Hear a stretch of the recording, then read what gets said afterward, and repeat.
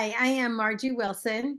I am a endometrial cancer survivor and advocate, and I am currently the program director for ECANA, Endometrial Cancer Action Network for African Americans, which is a non-profit group that teaches education, research, and builds community for Black women who are affected by endometrial cancer.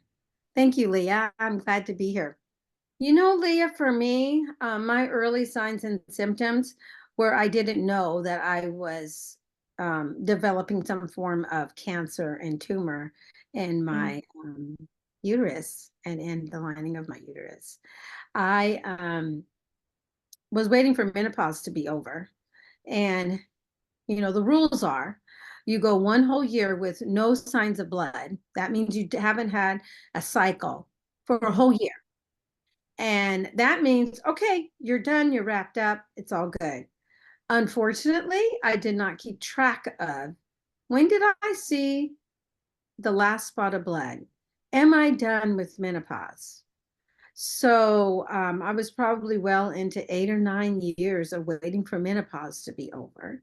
And my spotting and bleeding got heavier. I would notice just a little spot one day, and then maybe 2 or 3 weeks later, a little bit heavier. And then when it got to where I needed to have like a light pad on all the time because I never knew, and I just got, okay, it must be rounding up. It's going to be over here. I mentioned it to my doctor when I went for my annual checkup, and she just kind of looked at me and said, "Oh no, you should be done." And I'm like, well, I don't remember that I've ever gone a whole year without seeing a spot of blood. So that would be my first strong encouragement to every single woman who goes through menopause is to keep a record when you know that you've got menopausal symptoms, and that you're going to keep a record that says, I didn't have any blood for the last 3 months, 1 month, let's say 1 month, no blood, 2 months, no blood, 3 months, no blood. Then if you go 12 months, no blood, and then that 13, 14, 15, 16, whatever month after that, you see blood, go straight to the doctor. That's what I would tell them. Also too, so for me, that's how it was. It was like my signs and symptoms were all of a sudden, I didn't really have a lot of pain. I don't remember having a lot of, I kind of felt like a heaviness, but I always feel a heaviness in my stomach area. Whatever, your stomach area is always heavy. I'm only, I was 4'10" then. Now I'm 4'9". I shrunk, but so you know, my abdominal areas was always my struggle to keep it, you know, because that's where I carried my weight. And so my early symptoms would have been, oh, when is this bleeding going to stop? And I mentioned it to my doctor, and then from there I went to biopsy, ultrasound, and it probably was about a 9 month journey before I was finally diagnosed. Yeah. Because once again, I'm not in pain. So you just put a pad on and you're not really, you know, you're just like, whatever, you know, this will stop when it stops. Nowhere in my mind was I thinking you have cancer. Okay, wait, Leah, I need to change my name. It says Ecana Programs. Can you bleep that Oh, out? no. Okay. Okay. Because I know I'm not like, I feel like I'm not like normal people who Hmm. specifically said, I just saw, and I know I've heard stories like, oh, I just had a dot of blood and I ran to the doctor. Yeah. And two, to be fair, I've talked to women who have, they're talking about 5, 10, 12 years of no cycle. And all of a sudden they start bleeding. My mind was just like, I'm still thinking I'm in menopause and that it's just trying to stop. So it's starting to spot here and until the bleeding got heavier. Yeah. So already, because it did, from what I understand, that's how menopause works. You might go 3 or 4 months with no cycle, and then you have a cycle for 2 months. And then that's my understanding. But I just that keep track of like, oh gosh, you went a whole 14 months and no cycle, no blood, nothing. Okay. And then month 16, 17, here comes some blood. Doctor. Mm, got you. Like, Okay. oh, hello, you're a good daughter. Okay. Thanks. I will. I would say when you're first diagnosed to ask as many questions as you can, and always try to take someone with you if you can, or record it and or take notes. You can do all of the above. So when the doctor is explaining to you Well, this is what we found. When they say whatever they may say, like what they found, then you as the patient say, can you explain that to me? Just keep asking questions so that when you leave there, you feel total comfortable about where you might be going forward. And you don't have all these little quiet questions in the back of your mind. I've talked to women who were never told what stage they were, how, yeah, what the next steps might be, right, when their next appointment's going to be. It just weird stuff to me. Never told that they could get a port, and they're going to have, later they find out they have 6 to 8 rounds of chemo with no port. I was like, oh my. And I just said, I'm saying, go to your doctor and tell them you want a port. I said, you don't want your veins taking that on. But just ask a lot of questions when in that first several appointments of your newly diagnosis, and make sure you have a nurse contact too. This is one thing that I had, and I didn't even know I needed it, right? Because I was a healthy person, I don't get sick. I don't know anything about oncologists and doctors and disease and chemo. And I don't know anything about any of that. So when I had my third appointment, which was with Dr. Kimmy Gall. She was my third opinion and ended up being my chemo doctor. When I left there, I had 2 numbers for nurses where I could call these nurses station anytime, and Kimmy's cell number where we could text anytime. Make sure that you feel like you're connected to the person who's going to be saving your life, helping you save your own life. Make sure that you have that connection with them and you don't feel like you're out there by yourself. And that you have, you don't feel this feeling. And I've heard this before. Well, my doctor told me that they don't like it when I ask a lot of questions. I said, get another doctor. That's what they're there for. They're there to answer your questions. Don't feel like you can't speak to the doctor like you're talking to your friend or a family member. You should be able to have some kind of rapport. I'm not saying everyone is like this magical fit, but you still shouldn't have this feeling of, oh, I better not say that, or that you're being dismissed and there isn't eye contact from your doctor and you're not feeling heard. Any of those reasons, start looking for another doctor. You don't have to get mad and scream. Just try to look for another doctor. I know sometimes that's impossible, but you just feel like this is the only one. This is the only place we can go. This is the closest to me. My insurance covers this and all the other things that play into that. But don't just settle for mediocre when you can have great. Because I know a lot of great doctors who connect with their patients. And being a voice of a patient now that I know that how important it is and how it affects my recovery, how it affects your recovery, of how you can communicate with your doctor on an open basis and not feel nervous, scared, unsure, but you want to be confident to know that your doctor's got your back. Because it's true, you already have so much on you that you can't carry that too. It's like, oh, going to another doctor's appointment. Oh gosh, hopefully they're in a good mood. Gosh. In the back of your mind, that's kind of what you're thinking, or in your gut, you're like, oh my goodness. Because that was my experience with my surgeon. He was just, in 15 minutes, he told me a bunch of stuff, checked me, and then I was next door making an appointment for my surgery. Wow. 15 minutes. And I wasn't by myself. My friend who was with me was very verbal. You take your verbal loud friends with you, right? She doesn't know what you're talking about. Excuse me, can you slow down? She don't know. You need to explain that to her, what that is. And he just, for a better or lack of a better word, he just basically ignored her. Wow. Fortunately, he was a good surgeon. I heard that throughout my whole treatment. They were like, whoever did your surgery did an excellent job. And after my 10-day checkup, and he told me that they found nothing in my lymph nodes, everything was clear. I never saw him again because I went to a different hospital for the rest of my, Adrian's calling me, for the rest of my appointments. I know, that's why we're just talking out anyway. Okay, I was like, if you need to get it, totally. No, I don't. She'll know that I'm on a call or something. Knowing what I know now, remind you, I didn't know. didn't know what to say or how to say it, or, you know, yeah, I really didn't know what I needed to ask, right?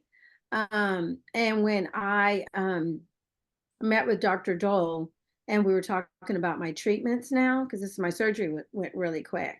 Um, and then I did ask, well, basically she started telling me a lot of things about what chemo is and how it works and all of this. She was drawing me pictures, explaining to me how um, what the uterine wall looks like and how the lining, what it should look like and what mine looked like now that it's gone. And this, all of this stuff. And I remember thinking, oh my goodness. But you do want to know what stage you are. And when we did start talking about it, she would say, we're looking at 3 to 4 rounds of chemo. And I did ask, why do you say 3 or 4? Why not 3? Or, why doesn't it just say 4, 3, She goes, well, we'll see how your body holds up with the chemo. And I think that's going to be great. You're going to hold up great. So in that case, we'll do 4. Your body's not holding up, which I doubt that it won't do. It's going to be fine. You're going to be fine. She kept saying that. Going to be fine. You're going to be fine. We'll do 3. And I said, okay. And then when we talked about the difference of went from, for me, stage 1B, if I did no treatments, what the percentages were of the cancer coming back. If I did 2 rounds of chemo, if I did 3 rounds of chemo, which I did 4 rounds of chemo, what were I remember her doing all the percentages.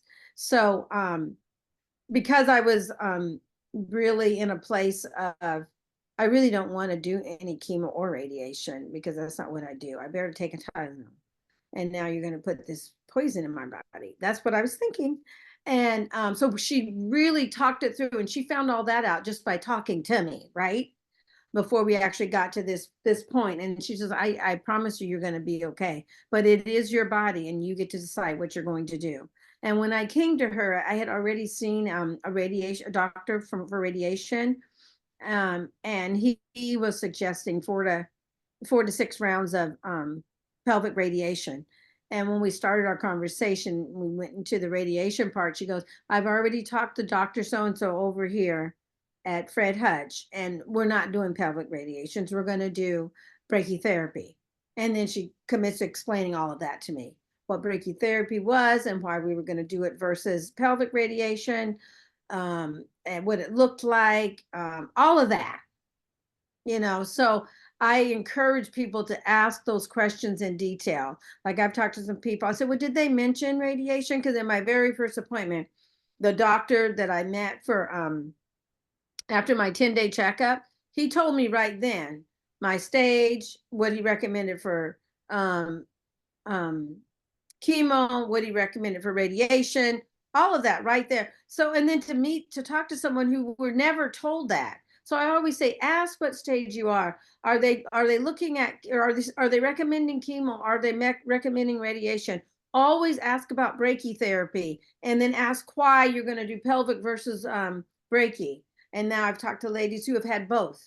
They do pelvic radiation and brachy, depending on the type of cancer you are, what stage you are, how your body is made, and how you're fine, because there's so many different types of the same endometrial cancer. It comes in all different stages and kinds. There's a lot of similarities to where I feel like everybody always has Paxil, the one chemo, right? I feel like almost everybody in our community will talk about having that particular chemo. But then I've heard other different chemos that I hadn't even heard of, that people have had. So the important questions to me are to make sure that you understand what possibility, recommendations are going to happen to you going forward. So you can try to find that place of peace of how you're going to navigate this next several months of not being yourself, because you're not yourself, you're somebody else, and your body's going through things that it's probably never been through before, and so you want to try to put yourself in a place where you can receive that and be able to move forward positively.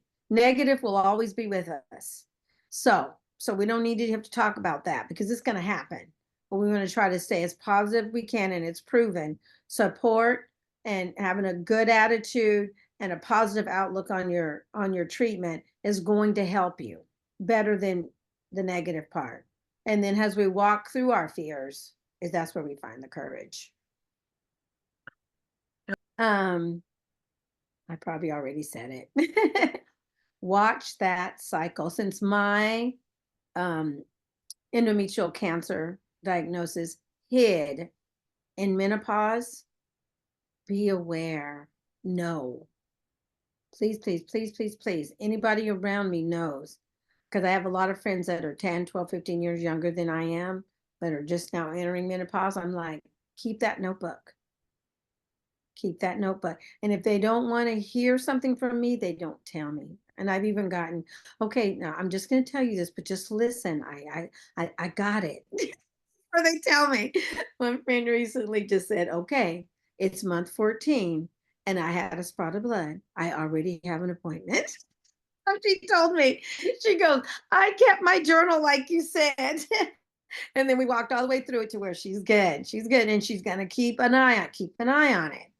Make sure, anything, just because you don't want anything sneaking up on you. For me, it was like the menopause. And then especially if you find yourself like you've gone 5 years with no cycle and you see any spot of blood, go straight to your doctor, and you're not happy until you have an answer.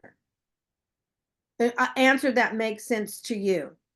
Okay, so I haven't had a cycle for 10 years, but I'm now bleeding so heavy, I can't even leave my house. And you're going to say, you'll be fine. It's a real story. You'll be fine. Just go on. Goes back 2 years later because she can't handle all the blood is just crazy. Stage 4. Because they sent her home. And all she could say to me was, I hope I never see that doctor again.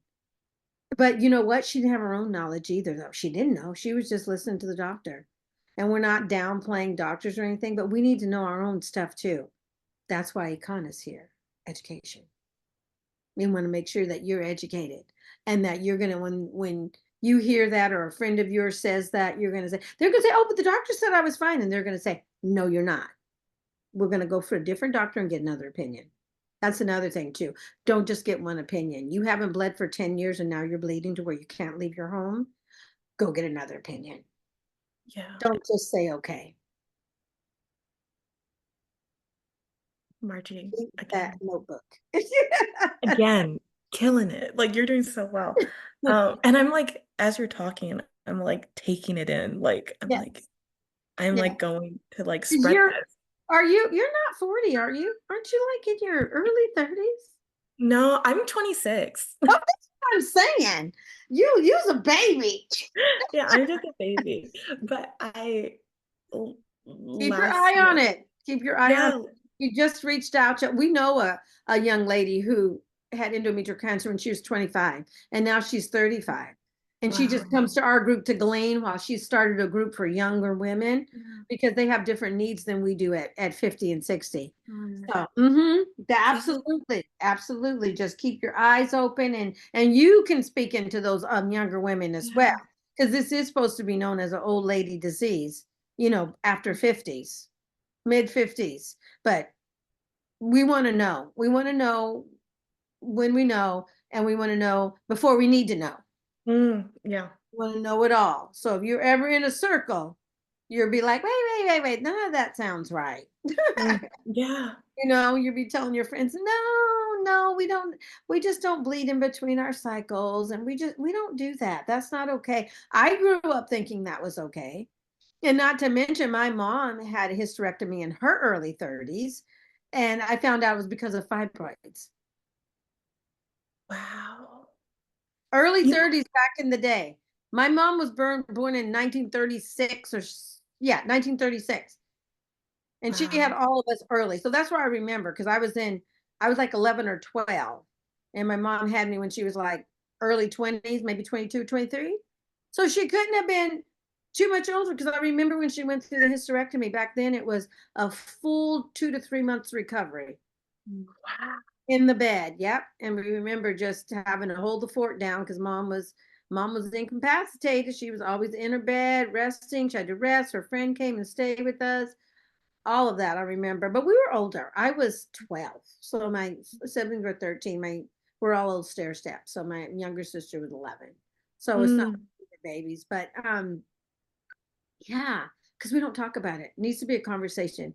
And you know, yeah. it's a big one in my house. I have four grandbabies and four grandgirls and two Oh, daughters. We talk about it all the time. They're probably, my poor granddaughter's like, can we just not talk about bleeding? Nope, we're talking about it.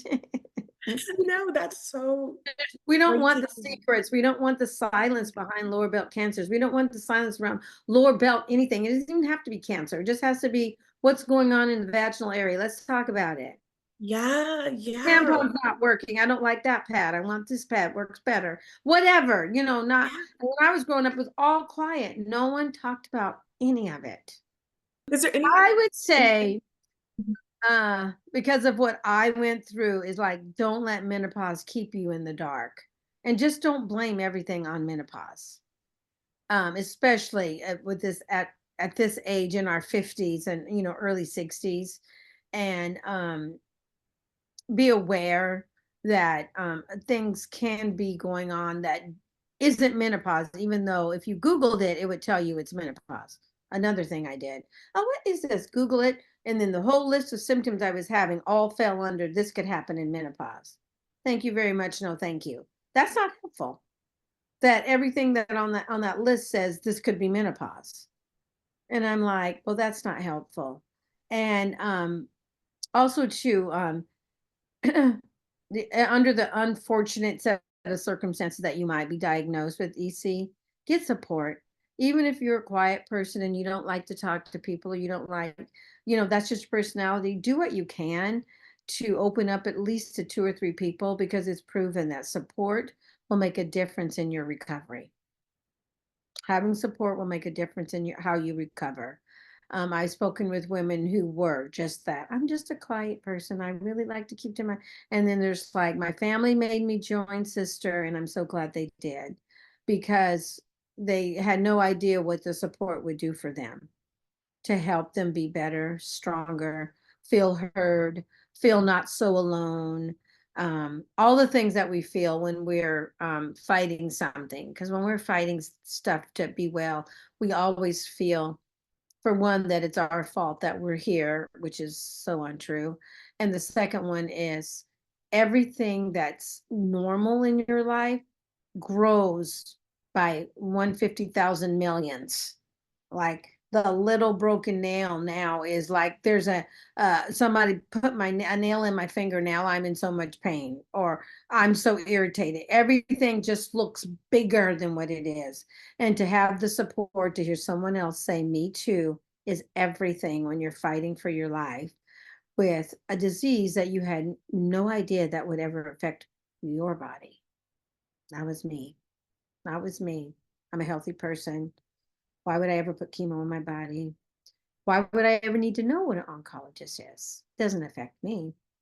And not to mention, my empathy for anybody going through anything is a 180 turnaround difference. Take care of yourself. Make you first.